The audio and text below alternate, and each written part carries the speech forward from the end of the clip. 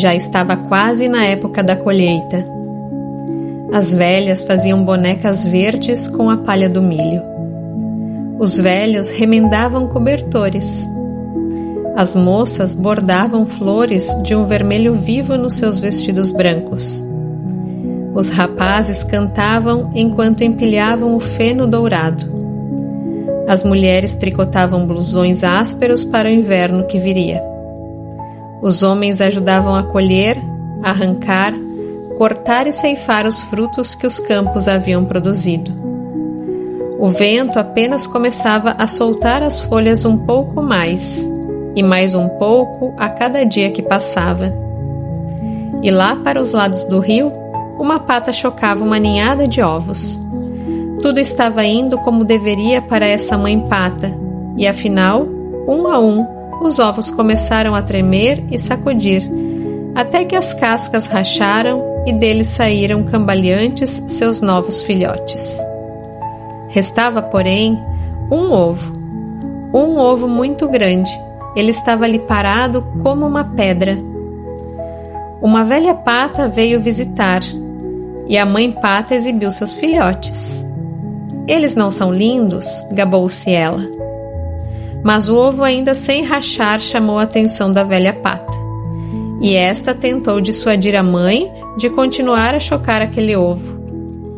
É um ovo de perua? Exclamou a velha pata.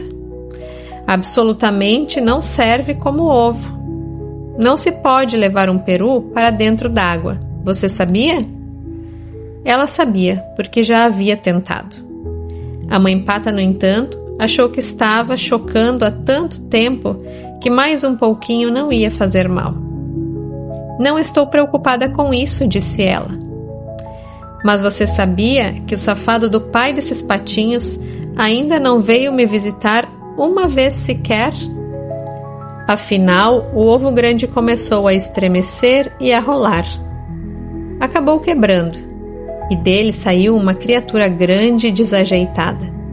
Sua pele era marcada por veias sinuosas azuis e vermelhas. Seus pés eram de um roxo claro, seus olhos de um rosa transparente. A mãe pata inclinou a cabeça, esticou o pescoço e o contemplou. Não pôde se conter. Ele era feio mesmo. Talvez seja mesmo um peru, preocupou-se ela. Contudo, quando o patinho feio entrou na água, acompanhando os outros filhotes, a mãe pata viu que ele nadava muito bem. Ele é um dos meus, apesar de ter essa aparência tão estranha. No fundo, porém, do ângulo certo, ele é quase bonito. E assim ela o apresentou às outras criaturas do quintal da fazenda. Mas antes que percebesse, outro pato atravessou o quintal a toda e bicou o patinho feio bem no pescoço. Pare com isso, gritou a mãe pata. Ora, ele é tão feio e esquisito, ele precisa que o maltratem, retrucou o valentão. Oh, mais uma ninhada? Como se já não tivéssemos bocas demais a alimentar, exclamou a pata rainha com o trapo vermelho na perna. E aquele lá, aquele grandão e feio? Bem, aquilo sem dúvida é um engano. Ele não é um engano, disse a mãe pata. Ele vai ser muito forte. Foi só que ele ficou tempo demais dentro do ovo e ainda está meio deformado. Mas ele vai se recuperar. Vocês vão ver. Ela limpou com o bico as penas do patinho feio e lambeu seu topete. Os outros, no entanto, faziam tudo o que podiam para importunar o patinho feio. Voavam para atacá-lo, bicavam-no e gritavam com ele. E à medida que o tempo passava, eles o atormentavam cada vez mais. Ele se escondia, se desviava, saía em zigue-zague, mas não conseguia escapar. O patinho era a mais infeliz das criaturas. A princípio, sua mãe o defendia, mas com o tempo, até ela se cansou daquilo tudo. Como eu queria que você fosse embora, exclamou exasperada. E foi assim que o patinho feio fugiu, com a maior parte de suas penas arrancada todo enlameado, ele correu e correu até chegar a um pântano. Ali se deitou à beira d'água com o pescoço esticado e sorvia um pouco d'água de vez em quando. Dos juncos, 2 gansos o observavam. Eram jovens e cheios de si. "Ei, você aí, criatura horrorosa!" disseram rindo a socapa. "Quer vir conosco até o próximo condado? Há um bando de gansas solteiras por lá, prontas para serem escolhidas." De repente, ecoaram tiros. Os gansos caíram com um baque e a água do pântano ficou vermelha com seu sangue. O patinho feio mergulhou para se abrigar e por toda parte só havia tiros, fumaça e cães latindo. Afinal, o pântano ficou tranquilo e o patinho saiu correndo e voando a maior distância possível. Perto do anoitecer, ele chegou a um pobre casebre. A porta estava pendurada por um barbante e havia mais fendas do que paredes. Ali vivia uma velha esfarrapada com seu gato desgrenhado e sua galinha vesga. O gato fazia jus a morar com a velha por apanhar camundongos, a galinha por botar ovos. A velha achou que estava com sorte por ter encontrado um pato. Talvez fosse uma pata e também botasse ovos. E se não fosse, podemos matá-lo para comer.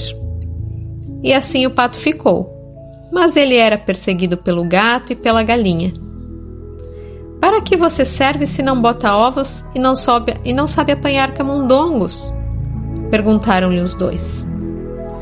"O que mais gosto de fazer", disse o patinho com um suspiro, "é ficar debaixo, quer seja debaixo da amplidão azul do céu, quer debaixo do frescor azul da água." O gato não via nenhum sentido em querer ficar debaixo d'água e criticou o patinho pelos seus sonhos idiotas.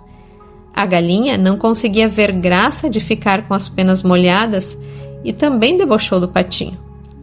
No final das contas, ficou claro que aqui também não se haveria paz para o patinho.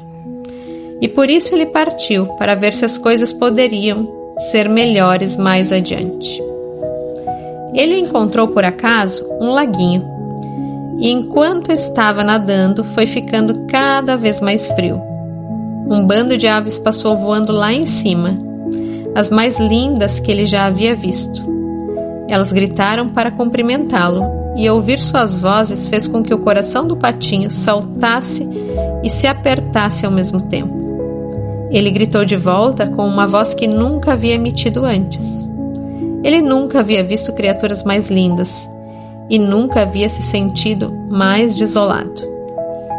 Ele girou e girou na água para observá-las enquanto desapareciam nos céus e depois mergulhou até o fundo do lago.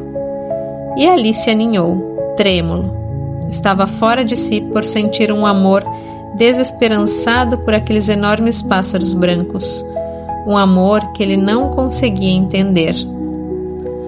Um vento mais frio começou a soprar e foi ficando cada vez mais forte com o passar dos dias. E a neve caiu sobre o gelo. Os velhos quebravam o gelo nos baldes de leite, e as velhas fiavam até tarde da noite. As mães alimentavam 3 bocas de cada vez à luz de velas, e os homens saíam à procura de ovelhas sob o céu branco da meia-noite. Os jovens entravam na neve até a cintura para ir ordenhar, e as moças imaginavam ver o rosto de rapazes bonitos nas chamas do fogão enquanto cozinhavam. E no lago ali por perto, o patinho precisava nadar cada vez mais rápido em círculos para manter um lugar aberto no gelo. Um dia de manhã, o patinho se descobriu preso no gelo, e foi aí que ele sentiu que ia morrer. 2 patos selvagens vieram voando e chegaram escorregando no gelo. Eles observaram o patinho. "Como você é feio", grasnaram. "Que pena. É uma tristeza. Não se pode fazer nada por alguém como você." E saíram voando. Felizmente, um lavrador passou por ali e libertou o patinho quebrando o gelo com seu cajado. Ele levantou o patinho, abrigou-o no casaco e voltou para casa. Na casa do lavrador, as crianças quiseram pegar o patinho, mas ele teve medo. Voou até os caibros do telhado, fazendo com que toda a poeira caísse na manteiga. De lá de cima, ele mergulhou direto para dentro do balde de leite, e quando ia saindo todo molhado e grudento, caiu no barril de farinha de trigo. A mulher do lavrador saiu atrás dele com uma vassoura enquanto as crianças riam a mais não poder. O patinho saiu agitado pela porta do gato e lá fora, afinal, caiu quase morto na neve. Dali ele se esforçou a prosseguir até chegar a mais um lago, a mais uma casa, a outro lago, a outra casa. E o inverno inteiro transcorreu dessa forma, alternando entre a vida e a morte. Mesmo assim, a brisa suave da primavera voltou.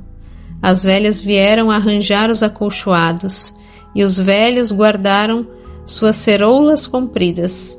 Novos bebês chegavam no meio da noite, enquanto seus pais andavam de um lado para o outro no quintal, debaixo do céu estrelado. Durante o dia, as moças enfiavam narcisos nos cabelos e os rapazes examinavam os tornozelos femininos. E num lago por ali, a água ficou mais agradável e o patinho feio, que nela boiava, abriu as asas. Como eram grandes e fortes suas asas! Elas os levaram bem para o alto, acima da terra. Dos céus ele via os pomares com seus mantos brancos, os lavradores arando, os jovens de toda a natureza saindo de casa, tropeçando, zumbindo e nadando. Também brincando na água do lago, havia 3 cisnes, as mesmas criaturas maravilhosas que ele havia visto no outono, aquelas que lhe haviam causado um aperto tão forte no coração.